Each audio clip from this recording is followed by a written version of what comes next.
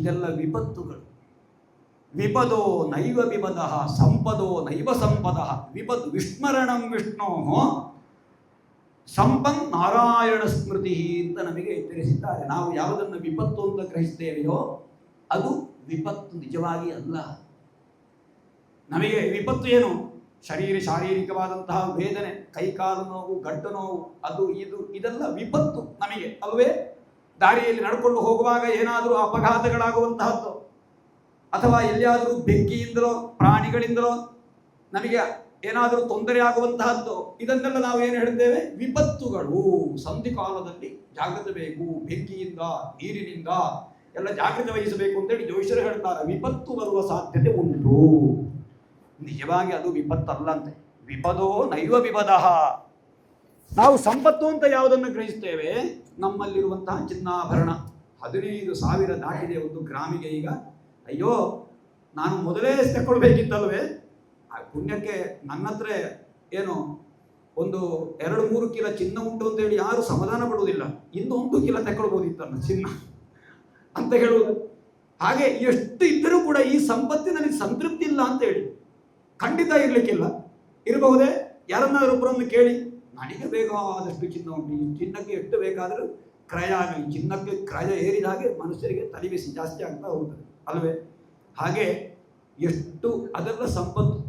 10 ಎಕರೆ ಭೂಮಿ ಉಂಟು ನನಗೆ, ಇನ್ನು 1 ಎಕರೆ ಆಚೆ ಮನೆಯವರು ಇದ್ದರೆ 1-2 ಅಡಿಕೆ ಮರವನ್ನು ಒಳಗೆ ಹಾಕಿ ಇನ್ನೊಂದು ಬೇಲಿ ಹಾಕಿ 10 ಎಕರೆ ಭೂಮಿ ಉಂಟು. ಆದರೆ 2 ಅಡಿಕೆ ಮರದ ಮೇಲೆ ಆಸೆ. 1 ಹಲಸಿನ ಮರ ಇಂಥ ತೇಗ ಯಾವುದಾದ್ರೂ ಇದ್ದರೆ, ತೆಕ್ಕಿ ಮರ ಇದ್ದರೆ ಅದಕ್ಕೆ ಮೆಲ್ಲಗೆ ರಾತ್ರಿ ಹೋಗಿ ಆಚೆ ಬದಿಯಿಂದ ಬೇಲಿ ಹಾಕುವುದು. ಯಾಕೆ? 10 ಎಕರೆ ಇದ್ದರೂ ಕೂಡ ಅವನಿಗೆ 1 ಹಲಸಿನ ಮರದಲ್ಲಿ, 1 ಸಾಗುಮನಿ ಮರದಲ್ಲಿ ಆಸೆ ಅಲ್ವೇ? ಇದು ಸಂಪತ್ತು ನಮಗೆ. ಅಷ್ಟುಂಟು ಇಷ್ಟುಂಟು ಎಲ್ಲ ಸಂಪದೋ ನೈವ ಸಂಪದ. ಹೇಳ್ತೇನೆ, ವಿಪತ್ತು ವಿಸ್ಮರಣಂ ವಿಷ್ಣು ಸಂಪತ್ ನಾರಾಯಣ ಸ್ಮೃತಿ. ಸರಿಯಾದ ವಿಪತ್ತು ಯಾವುದು ಅಂತ ಹೇಳಿದ್ರೆ ಭಗವಂತನಾದ ವಿಷ್ಣುವನ್ನ ಮರೆಯುವಂತಹ, ದೇವರನ್ನ ಮರೆಯುವಂತಹ. ನಮಗೆ ಇದೆಲ್ಲ ನಾವು ನಮ್ಮದು ನನ್ನದು ಅಂತೇಳಿ ನಾವು ತಿಳ್ಕೊಳ್ತೇವೆ. ಇದು ಯಾವುದು ನಮ್ಮದಲ್ಲ. ನಿಜವಾಗಿ ಹಿಂದೆ ಯಾರದ್ದೋ ಆಗಿತ್ತು, ಇವತ್ತು ನಮ್ಮದು ಅಂತ ನಾವು ಭಾವನೆಯಿಂದಿದ್ದೇವೆ. ನಾವು ಇಲ್ಲಿಂದ ಹೊರಟು ಹೋದ ಮೇಲೆ ಇನ್ನು ಯಾರದ್ದೋ ಆಗ್ತದೆ, ಅವನ ಮುಂದೆ ಅವನು ಹೋದ ಮೇಲೆ ಮತ್ತೆ ಯಾರದ್ದೋ ಆಗ್ತದೆ. ಹಾಗೆ ಯಾವಾಗ ಯಾರಿಗೆ ಯಾವ ಭೂಮಿ ಯಾವ ವಸ್ತು ಹೇಗೆ ಸೇರ್ತಾರೆ ಅಂತ ನಮಗೆ ಹೇಳಲಿಕ್ಕೆ ಆಗುವುದಿಲ್ಲ. ಆದ್ದರಿಂದ ಇದು ಯಾವುದು ಕೂಡ ಸಂಪತ್ತಲ್ಲ. ಸಂಪತ್ ನಾರಾಯಣ ಸ್ಮೃತಿ. ನಾರಾಯಣನ ಸ್ಮರಣೆ ಒಂದು ನಮ್ಮಲ್ಲಿ ಯಾವಾಗ ಉಂಟೋ ಅದು ನಮ್ಮನ್ನು ಯಾವಾಗಲೂ ರಕ್ಷಿಸ್ತದೆ, ನಮ್ಮ ಮನಸ್ಸನ್ನು ಪ್ರಶಾಂತಿಗೊಳಿಸ್ತದೆ, ಮಾನಸಿಕವಾದ ಪಾಪ ಕಡಿಮೆ ಆಗ್ತದೆ. ಕಾಯಿಕವಾದ ಪಾಪಗಳನ್ನು ಕಡಿಮೆ ಮಾಡುವುದು. ಮಾನಸಿಕ ಪಾಪ ಕಡಿಮೆ ಆಗಬೇಕಾದರೆ ಮನಸ್ಸಿನಲ್ಲಿ ಸದಾ ವಿಷ್ಣು ಸ್ಮರಣೆ. ನಾರಾಯಣ ನಾರಾಯಣ. ಎಷ್ಟು ಸುಲಭ. ಸುಲಭಂ ಭಗವನ್ನಾಮ ಜಿಹ್ವಾಚ ವಶವರ್ತಿನಿ. ಕೈಕಾಲು ಅಲುಗಾಡಿಸಲಿಕ್ಕೂ ಸಾಧ್ಯ ಇಲ್ಲದೆ ಮಲಗಿದಾಗ ನಾಲಿಗೆ ಒಂದು ಅಲುಗಾಡ್ತಾರೆ ಅಂತಾದರೆ ನಾರಾಯಣ ನಾರಾಯಣ ಅಂತ ಹೇಳ್ಬೋದು. ಅದೂ ಸಾಧ್ಯ ಇಲ್ಲ ಅಂತಾದರೆ ಪ್ರಾಯ ಆದವರಿಗೆ ಮನಸ್ಸಿನಲ್ಲಿಯೇ ನಾರಾಯಣ ರಾಮ ರಾಮ ರಾಮ ರಾಮ ರಾಮ ರಾಮ ಅಂತ ಹೇಳ್ಬೋದು ಅಲ್ವೇ? ಹಾಗೆ ಮಲಗಿದವನಿಗೂ ಕೂಡ ಆ ಆಲೋಚನೆ ಹೋಗುವುದಿಲ್ಲ. ಅಂತಹ ಕಾಲ ಇದು. ಆದ್ದರಿಂದ ನಾರಾಯಣ ಸ್ಮರಣೆಯನ್ನು ನಾವು ಮಾಡಬೇಕು. ಅದರಲ್ಲಿಯೂ ಈ ನಾರಾಯಣ ಸ್ಮರಣೆಯಿಂದ ಮೋಕ್ಷ ಪ್ರಾಪ್ತಿಯಾಗ್ತಾರೆ ಅಂತ ಹೇಳಿದರೆ, ನಾವು ಒಂದು ಸಲ ನಾರಾಯಣ ಅಂತ ಹೇಳಿದರೆ ಮೋಕ್ಷ ಸಿಗ್ತಾರೆ ಅಂತ ಹೇಳಿ ನಾವು ನಾರಾಯಣ ನಾರಾಯಣ ಅಂತ ಹೇಳಿ ಈಗ ಹೇಳಿದರೆ, ಈಗ ನಾವು ನಾರಾಯಣ ಅಂತ ಹೇಳಿದರೆ ಮೋಕ್ಷ ಸಿಗ್ತಾರೆ ಅಂತ ಹೇಳಲಿಕ್ಕೆ ಆಗುವುದಿಲ್ಲ. ನಾರಾಯಣ ನಾರಾಯಣ ಅಂತ ಹೇಳಿ ಅಭ್ಯಾಸ ಆಗಿ ಆಗಿ ಆಗಿ ಸಾಯುವ ಕೊನೆಯ ಕಾಲದಲ್ಲಿ ಇನ್ನೇನು ಪ್ರಾಣ ಪಕ್ಷಿ ಶರೀರದಿಂದ ಹೊರಟು ಹೋಗ್ತಾರೆ ಅಂತ ಹೇಳುವ ಕಾಲದಲ್ಲಿ ನಾಲಿಗೆಯಲ್ಲಿ ನಾರಾಯಣ ಅಂತ ಬರಬೇಕು. ಇದಕ್ಕೆ ಉದಾಹರಣೆ ಒಂದು ಫೋಟೋ ತೆಗೆದಾಗ, ಫೋಟೋಗ್ರಾಫರು ನಮ್ಮನ್ನು ಸ್ಟುಡಿಯೋಕ್ಕೆ ಹೋಗಿ ನಮ್ಮನ್ನು ಒಂದು ಆಸನದಲ್ಲೆಲ್ಲ ಕುಳ್ಳಿರಿಸಿ ಹಿಂದೆಗೆ ಅದಕ್ಕೆ ಬೇಕಾದಂತಹ ಎಲ್ಲ ಏನು ಬ್ಯಾಕ್ ಗ್ರೌಂಡ್ ಅಂತ ಹೇಳುವುದಿಲ್ಲ, ಹಿಂದಿನದ್ದೆಲ್ಲ ಏನು ನೀಲಿಯೋ ಅವರಿಗೆ ಬೇಕಾದನ್ನೆಲ್ಲ ಹಾಕ್ತಾರೆ. ಹಾಗೆ ಬೇಕಾದರೂ ಸ್ವಲ್ಪ ಪೌಡರೆಲ್ಲ ಹಚ್ಚಿ ಸ್ವಲ್ಪ ಸರಿಯಾಗಿ ಏನು ತಿಲಕವನ್ನೆಲ್ಲ ಸರಿ ಮಾಡಿ ತಲೆಯನ್ನೆಲ್ಲ ಬಾಚಿ ಬೇಕಾದರೆ ಹೂವನ್ನೆಲ್ಲ ಮುಡಿದು ಒಳ್ಳೆ ಸೀರೆಯನ್ನೆಲ್ಲ ಉಟ್ಟು ಅಥವಾ ಒಳ್ಳೆ ಅಂಗಿ ಪ್ಯಾಂಟ್ ಅಥವಾ ಬಟ್ಟೆಯನ್ನು ಧರಿಸಿ ಎಲ್ಲ ಕೂತಾಯ್ತು. ಸ್ವಲ್ಪ ಫೋಟೋ ತೆಗೆಯುವಾಗ ಫೋಟೋಗ್ರಾಫರ್ ಹೇಳ್ತಾನೆ, ನಿಮ್ಮ ತಲೆ ಸ್ವಲ್ಪ ಹೀಗೆ ಸ್ವಲ್ಪ ಹೀಗೆ ಹೀಗೆ ಅಂತ ಹೇಳ್ತಾರೆ.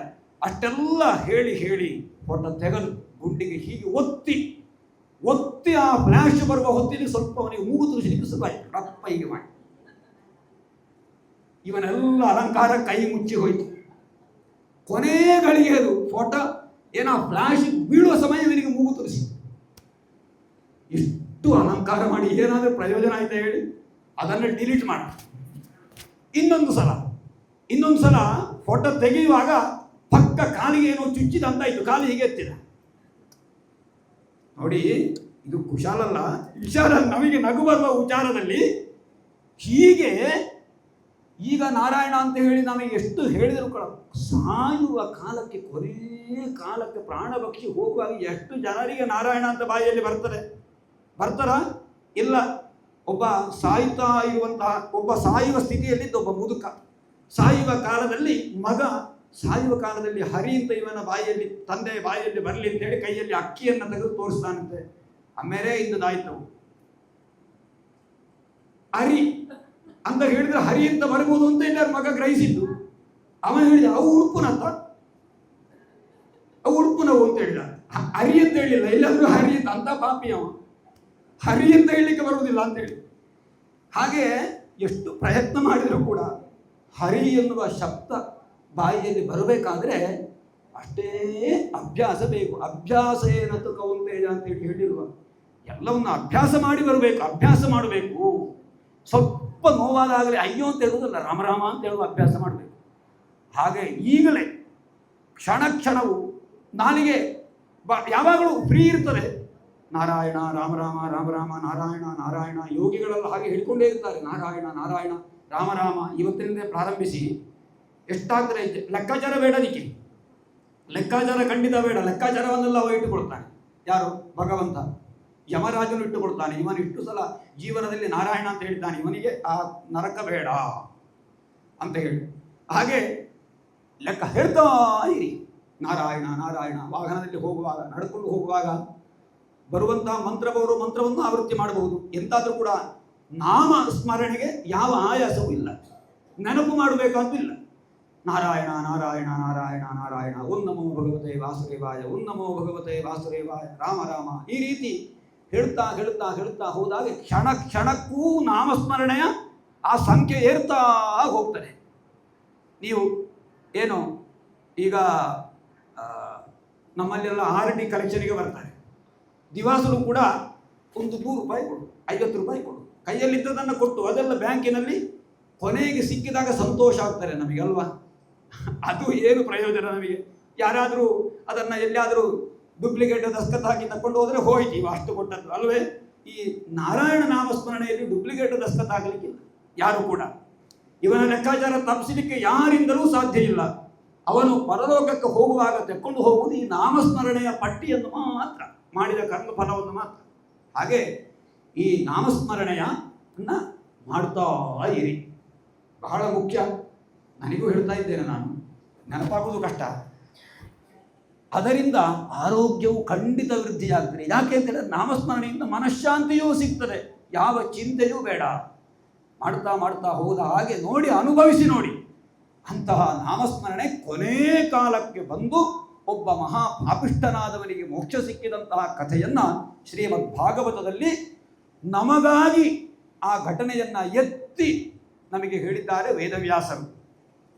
ಹಿಂದೆ ಕಾನ್ಯಕುಬ್ಜ ಎಂಬಂತಹ ಒಂದು ಊರಿನಲ್ಲಿ ಕಾನ್ಯಕುಬ್ಜೆ ದ್ವಿಜಃ ಕಶ್ಚಿತ್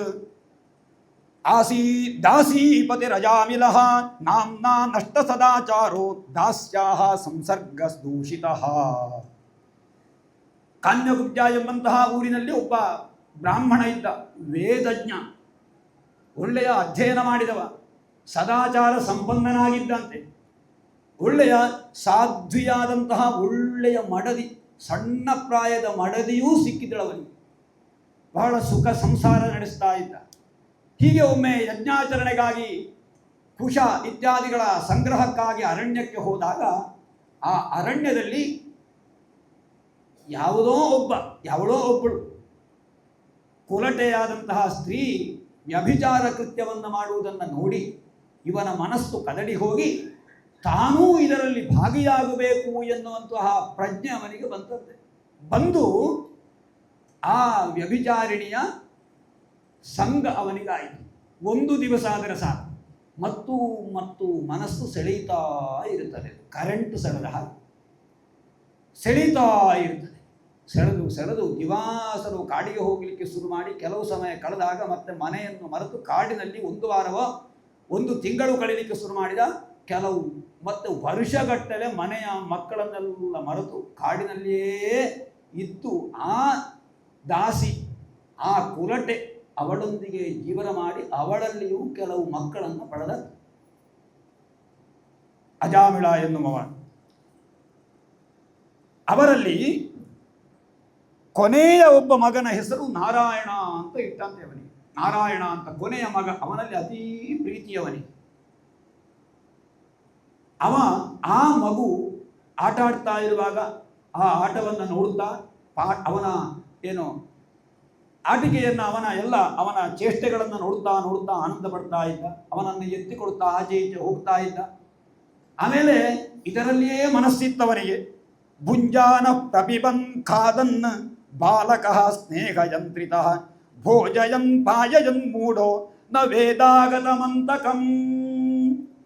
ಭುಂಜಾನ ಊಟ ಮಾಡ್ತಾ, ಅವನೊಂದಿಗೆ ಊಟ ಮಾಡ್ತಾ ತನ್ನ ಸಕುಟುಂಬವಾಗಿ ಊಟವನ್ನು ಮಾಡಿ, ಪ್ರಪಿಬನ್ ಖಾದನ್ ಬಾಲಕ ಸ್ನೇಹಯಂತ್ರಿತ ತನ್ನ ಮಗನ ಆಟ ಪಾಠಾದಿಗಳನ್ನು ನೋಡಿಕೊಂಡು ಅದರಲ್ಲಿಯೇ ಆನಂದ ಪಡುತ್ತಾ, ಭೋಜಯನ್ ಪಾಯಯನ್ ಮೂಢ ಇದರಲ್ಲಿಯೇ ಇವನ ಆಯುಷ್ಯ ಕಳೆಯುತ್ತಾ ನ ವೇದಾಗತ ಮಂತಕಂ ಯಮ ಬರುವಂತಹ ಕಾಲ, ಯಮಪಾಶ ಸೆಳೆಯುವ ಕಾಲವನ್ನು ತಿಳಿಯಲೇ ಇಲ್ಲ.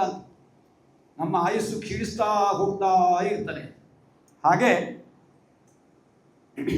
ಮೊನ್ನೆ ಪ್ರವಚನಕಾರರು ಹೇಳಿದರು, ಯೋಸೋ ತಪಂದುದೇತಿ ಸ ಸರ್ವೇಷಾಂ ಭೂತಾನಾಂ ಪ್ರಾಣಾನಾದಾಯೋದೇತಿ. ಸೂರ್ಯ ಉದಯಿಸ್ತಾ ನಮ್ಮ ಹಿಂದಿನ ಆಯುಸ್ಸನ್ನು ಅವ ಕಸಿದುಕೊಳ್ತಾ ಇರ್ತಾನೆ. ಆ ದಿವಸದ ಆಯುಸ್ಸನ್ನು ಮುಗಿಸಿ ಎರಡನೇ ದಿವಸದ ನಮ್ಮ ಆಯುಸ್ಸು ಏನುಂಟೋ ಅದನ್ನು ನಿರ್ಣಯ ಮಾಡ್ತಾನೆ. ಪುನಃ ಅಸವ್ಯೋಸ್ತಮೇತಿ ಸ ಸರ್ವೇಷಾಂ ಭೂತಾನಾಂ ಪ್ರಾಣಾನಾದಾಯಾಸ್ತಮೇತಿ. ಅಸ್ತಮಿಸ್ತಾ ಆ ಹಗಲಿನ ಅವನ ಆಯುಸ್ಸು ಏನುಂಟು ಅದನ್ನೆಲ್ಲ ತಾನು ತನ್ನೊಳಗೆ ಸೇರಿಸಿ ಬಿಡ್ತಾನೆ. ಸೂರ್ಯ ಹಗಲು ರಾತ್ರಿ, ಹಗಲು ರಾತ್ರಿ, ಹಗಲು ರಾತ್ರಿ ತಾನು ಉದಯಿಸ್ತಾ ಅಸ್ತಮಿಸ್ತಾ ಉದಯಿಸ್ತಾ ಅಸ್ತಮಿಸ್ತಾ ನಮ್ಮ ಒಂದು ದಿವಸದ ಬದುಕು, 2 ದಿವಸ ಬದುಕು, 3 ದಿವಸದ ಬದುಕು ಎಲ್ಲ ಕಳೆಯುತ್ತಾ 10 ವರ್ಷ 20, 30, 40, 50, 60, 102 ವರ್ಷ, 105 ವರ್ಷದವರೆಗೆ ಬದುಕಿದವರು ಇದ್ದಾರೆ. ಈಗಳಿದ್ದಾರೆ. ಹಾಗೆಂತ ಹೇಳಿ ಈಗ ಒಬ್ಬರಿಗೆ 80 ವರ್ಷದ ಅನುಭವ ಈಗ 45 ವರ್ಷದಲ್ಲಿ ಬರ್ತದೆ. ಏನು ಆಗ ನಾನು ಹೇಳಿದ್ದಷ್ಟೇ, ಎಷ್ಟೋ ಜನರಿಗೆ ರೋಗ ರುಜಿನಗಳು, ವೇದನೆಗಳು ಇತ್ಯಾದಿಗಳೆಲ್ಲ ಬರ್ತದೆ. ಕಲಿಯುಗದ ಅಂತ್ಯ ಆಗ್ತಾ ಹೋದಾಗೆ, ಕಳೀತಾ ಹೋದಾಗ ಮನುಷ್ಯರಿಗೆ ಆಯುಸ್ಸು ಕ್ಷೀಣ ಆಗ್ತಾ ಹೋಗ್ತಾರೆ. ಹೀಗೆ ಆಯುಸ್ಸನ್ನು ಕಳೆದು ಆನಂದದಲ್ಲಿಯೇ ಮಗ್ನನಾಗಿ ತನ್ನ ಕೊನೆಯ ಕಾಲ ಬಂತು ಅಂತೇಳಿ ತಿಳ್ಕೊಳ್ಳಿಕ್ಕೆ ಅವನಿಗೆ ಸಾಧ್ಯವೇ ಆಗಲಿಲ್ಲ. ಹಾಗೆ ಇದ್ದಕ್ಕಿದ್ದಂತೆ ಒಂದು ದಿವಸ ಇವ ಮಲಗಿದ್ದಾಗ ತತ್ಕ್ಷಣ ಇವನ ಕಣ್ಣು ತೆರೆಯುವಾಗ ಯಮದೂತರ ದರ್ಶನ ಆಯ್ತಂತೆ. ಅಂದರೆ ಅವನ ಆಯುಸ್ಸು ಮುಗಿದು ಹೋಗಿದೆ. ಯಮದೂತರನ್ನು ಕಂಡು ಸ ಪಾಶಹಸ್ತಾಂ ಸ್ತ್ರೀಂ ದೃಷ್ಟ್ವಾ 3 ಜನ ಯಮದೂತರು ಬಂದಿದ್ದರು. ಇಲ್ಲದಿದ್ದರೆ ನಿಜವಾಗಿ ಯಮದೂತರನ್ನು ಕಾಣಲಿಕ್ಕೆ ಸಿಕ್ಕುವುದು ಕಷ್ಟ. ಆಮೇಲೆ ಆ ಯಮದೂತರು ಕಾಣಲಿಕ್ಕೆ ಸಿಕ್ಕಿದ್ದೋ ಏನೋ ಒಂದು ಕಾರಣ ಇರಬಹುದು. ಇವನಿಗೆ ಪೂರ್ವ ಜನ್ಮದ ಏನಾದರೂ ಪುಣ್ಯ ಇರಲಿಕ್ಕೆ ಸಾಕು, ಯಮದೂತರನ್ನಾರು ಕಾಣಬೇಕಲ್ವ. ಇರಲಿ. ಸ್ತ್ರೀಂ ದೃಷ್ಟ್ವಾ ಪುರುಷಾನ್ ವೃಷಧಾರುಣಾನ್ ವಕ್ರತುಂಡಾನ್ ಊರ್ಧ್ವರೋಮ್ನ ಆತ್ಮಾನಂ ನೇತುಂ ಆಗತಾನ್ ವಕ್ರತುಂಡಾನ್ ಊರ್ಧ್ವರೋಮ್ನಃ. ತುಂಡಾದಂತಹ ಕೋರೆ ಹಲ್ಲುಗಳಿಂದ ಕೂಡಿದಂತಹ, ನಿಮಿರಿದಂತಹ, ದೊಡ್ಡದಾದ ಕೂದಲುಳ್ಳುವಂತಹ, ಮಹಾ ಪಾಶಾದಿಗಳನ್ನು ಕೈಯಲ್ಲಿ ಧರಿಸಿದಂತಹ ಮಹಾ ಕ್ರೂರ ರೂಪದ ಯಮದೂತರನ್ನು ಕಂಡು ಹೆದರಿ ಯಾರನ್ನಾದರೂ ಕರಿಬೇಕವನಿಗೆ. ಯಾರನ್ನು ಕರೀತಾನೆ ಅಂತಂದರೆ, ದೂರೇ ಕ್ರೀಡನಕಾಸಕ್ತಂ ಪುತ್ರಂ ನಾರಾಯಣಾತ್ಮಜಂ ಭಾವಿತೇನ ಸ್ವರೇಣೋಚ್ಚೈಹಿ ಆಜುಗಾವಾಕುಲೇಂದ್ರಿಯ. ಆಕುಲೇಂದ್ರಿಯ ತಾನು ಹೆದರಿ ಇನ್ನೇನು ನನ್ನ ಪ್ರಾಣ ಹೋಗ್ತಾರೆ, ಈಗ ಸೆಳೀತಾರೆ ಯಮದೂತರು ಅಂತ ಹೇಳುವಾಗ ತನ್ನ ಮಗನ ನೆನಪಾಗಿ ನಾರಾಯಣ ಅಂತ ಹೇಳಿದ. ಸರಿ. ನಿಶಮ್ಯಂ ವಿಯಮಾನಸ್ಯ ಬ್ರುವತೋ ಹರಿಕೀರ್ತನಂ ಭರ್ತುರ್ನಾಮ ಮಹಾರಾಜ ಪಾರ್ಷದಾಃ ಸಹಸಾ ವದನ್. ತತ್ಕ್ಷಣ ವಿಷ್ಣು ಪಾರ್ಷದರು ಪ್ರತ್ಯಕ್ಷರಾಗ್ತಾರೆ. ಯಾಕೆ? ಕೊನೆ ಕಾಲದಲ್ಲಿ ಗೊತ್ತಿಲ್ಲದೆಯೂ ಇವನ ಬಾಯಿಯಲ್ಲಿ ಸ್ಪಷ್ಟವಾಗಿ ನಾರಾಯಣ ಅಂತ ಬಂದು ಹೋಯಿತು. ಅದು ಅವನ ಮಗನಿಗೆ ನಾರಾಯಣ ಅಂತ ಹೆಸರಿಟ್ಟ ಕಾರಣ ಒಳ್ಳೆಯದಾಯ್ತಲ್ವಾ?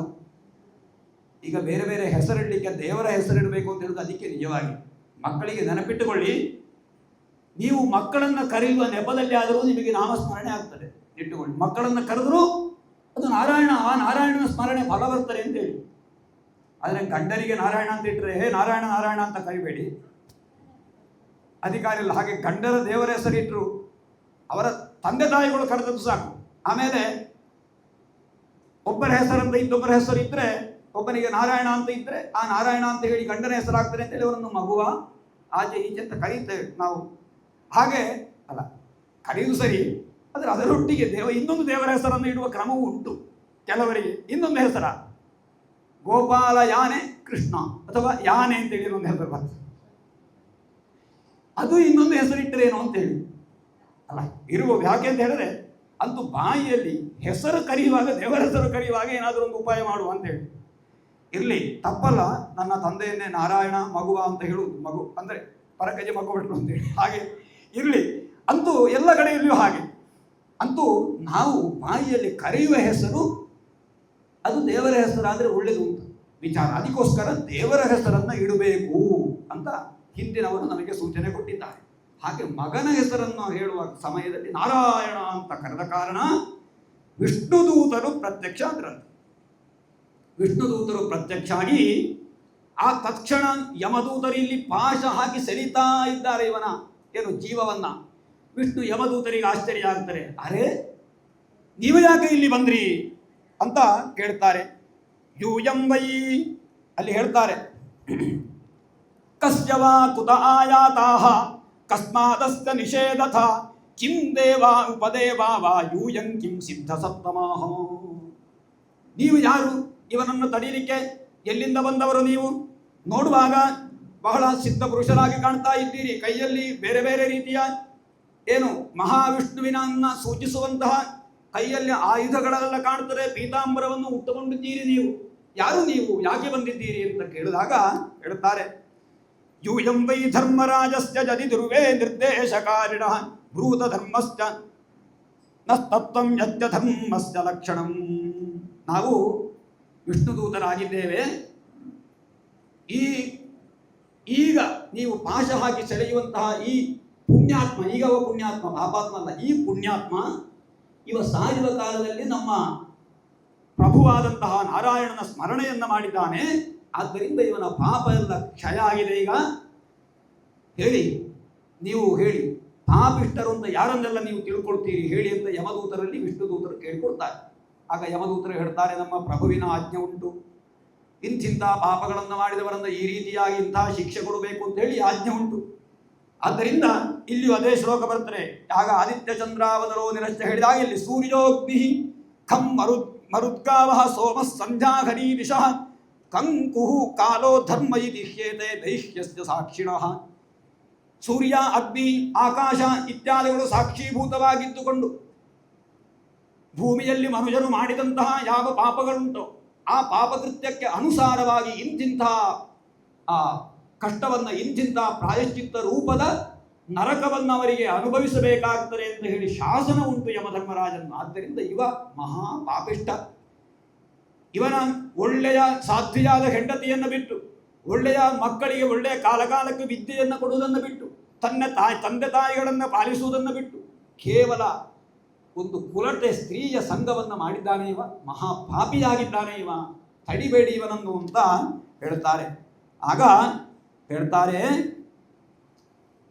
ಅಯಂ ಹಿ, ಯಾರು ವಿಷ್ಣುದೂತರು ಹೇಳ್ತಾರೆ, ಅಯಂ ಹಿ ಕೃತನಿರ್ವೇಶ ಜನ್ಮ ಕೋಟ್ಯಂ ಘಸಾಮಪಿ ಯದ್ವ್ಯಾ ಜಘಾರ ವಿವಶೋ ನಾಮ ಸ್ವಸ್ತ್ಯಯನಂ ಹರೇಹೇ.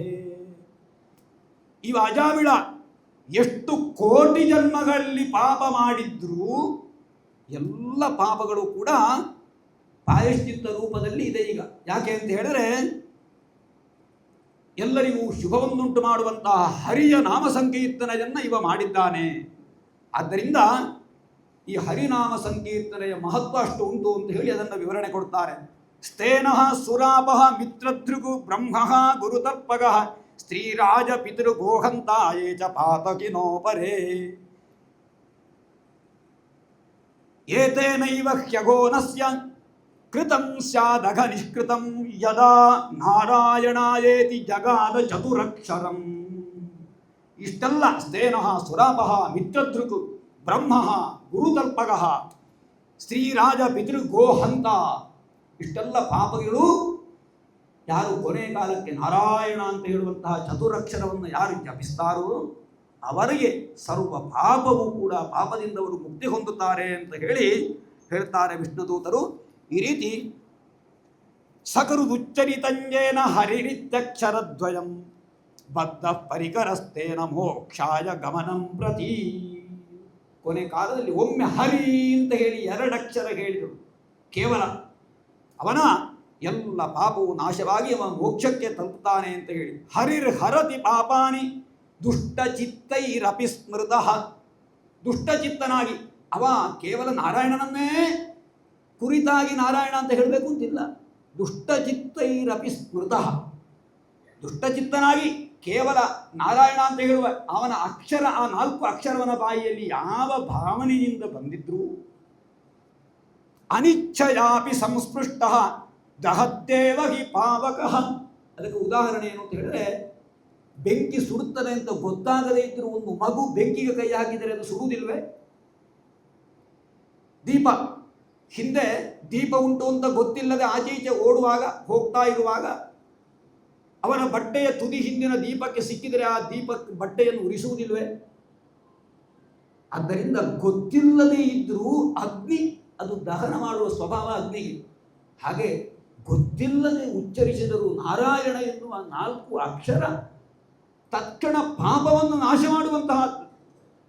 ಆದ್ದರಿಂದ ಕೊನೆಯ ಕಾಲಕ್ಕೆ ಈ ಅಜಾಮಿಳ ನಾರಾಯಣ ಅಂತ ಹೇಳಿದ ಕಾರಣ ಖಂಡಿತ ಇವ ನರಕಕ್ಕೆ ಹೋಗಬೇಕಾದಿಲ್ಲ. ಇದಕ್ಕೆಲ್ಲ ಬೇರೆ ಬೇರೆ ಉದಾಹರಣೆಯನ್ನು ಕೊಡ್ತಾರೆ. ಈ ನಾಮಸ್ಮರಣೆಯ ಮಹತ್ವವನ್ನೆಲ್ಲ ಹೇಳ್ತಾರೆ. ಹೇಳ್ತಿದ್ರೆ ಪ್ರತಿಯೊಂದು ಶ್ಲೋಕದಲ್ಲಿಯೂ ಕೂಡ ಆ ನಾಮಸ್ಮರಣೆಯ ವಿಶೇಷತೆಯನ್ನು ನಾವು ಕಾಣಬಹುದು. ಹಾಗೆ ಇಷ್ಟೆಲ್ಲ ಹೇಳಿದಾಗ ಯಮದೂತರು ಅಲ್ಲಿಂದ ಹೊರಟು ಹೋಗ್ತಾರೆ. ನನ್ನ ತಂದೆ ತಾಯಿಗಳು ಅನಾಥರನ್ನಾಗಿ ಮಾಡಿಬಿಟ್ಟೆ, ಒಬ್ಬ ಮಗನಾಗಿ ಏನು ಮಾಡಬೇಕು? ಕೊನೆ ಹುಟ್ಟಿ ತನಗೆ ಜನ್ಮವನ್ನು ತಂದೆ ತಾಯಿಗಳು ಕೊಟ್ಟ ಮೇಲೆ ತಂದೆ ತಾಯಿಗಳು ತನ್ನ ಪ್ರಾಯಕ್ಕೆ ಬರುವ ಕಾಲಕ್ಕೊರೆಗೆ ಲಾಲನೆ ಪಾಲನೆ ಪೋಷಣೆ ಪ್ರೀಡನೆಯನ್ನು ಮಾಡ್ತಾ ನಮಗೆ ಒಳ್ಳೆಯ ಕಾಲಕಾಲದಲ್ಲಿ ಒಳ್ಳೆಯ ಬುದ್ಧಿಯನ್ನು ಕೊಟ್ಟು ನಮ್ಮನ್ನು ಪಾಲಿಸಿದವರು, ಅವರ ಕೊನೆ ಕಾಲಕ್ಕೆ ಅವರನ್ನು ಚೆನ್ನಾಗಿ ನಾವು ನೋಡಿಕೊಳ್ಬೇಕು. ಅದು ಪುತ್ರನಾದವನ ಕರ್ತವ್ಯ ಅಲ್ವೇ?